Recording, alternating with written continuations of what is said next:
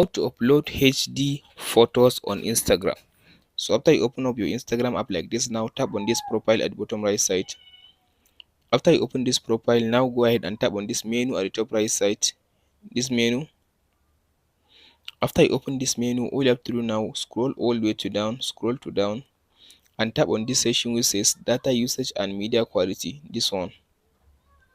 Under this data usage and media quality, go and turn off this section. Turn off this option. Turn it off like this now. So after you turn off this, as you can see on data saver, go and turn on this upload at higher quality. So turn it, as you can see now, turn it on this one. So as you can see now, after you turn it on, as you can see now, it says always upload the highest quality photos and videos, even if uploading takes longer, as you can see now. So by turning on this, Instagram now will upload your Instagram post with higher quality, either video or photos.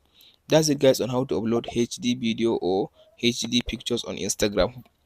Hope this video helps you out. Don't forget to like, subscribe and share. Thank you for watching guys. We'll meet in the next video.